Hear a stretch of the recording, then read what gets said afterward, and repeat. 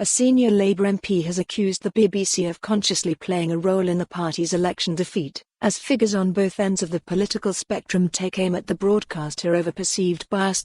Shadow Transport Minister Andy MacDonald said the BBC and other broadcasters had allowed Jeremy Corbyn to be demonised and vilified during the campaign. Read more. Boris Johnson sets sights on BBC licence fee as bias row heats up. The comments, made during a heated interview on BBC Radio 4's Today programme, came as the Labour Party's leadership battle descended into acrimony. Presenter Justin Webb asked MacDonald about Labour's election rout and questioned whether the party leader was to blame.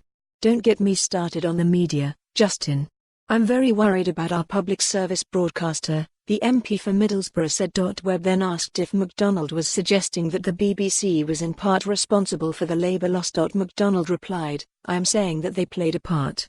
I'm really worried about the drift. You've seen the catalogue of criticisms that we're making. We've accepted that the print media are arraigned against us, but my goodness me. I'm going to look at us. We're the important part here. We got this wrong, but if the BBC are going to hold themselves out as somehow having conducted themselves in an impartial manner, I think they've really got to have a look in the mirror." Asked if the BBC consciously played a part, MacDonald replied, "Consciously, yes."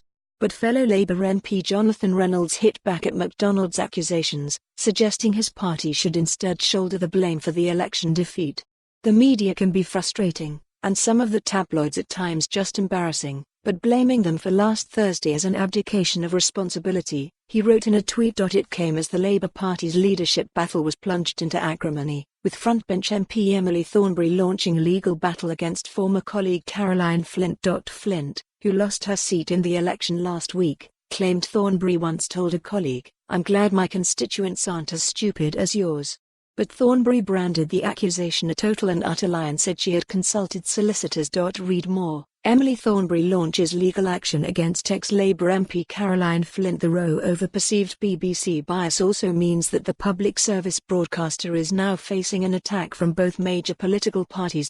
Boris Johnson is exploring plans to decriminalise non-payment of the licence fee, while the Conservative Party is said to be considering a boycott of the Today programme. For more on this story, visit the news article link.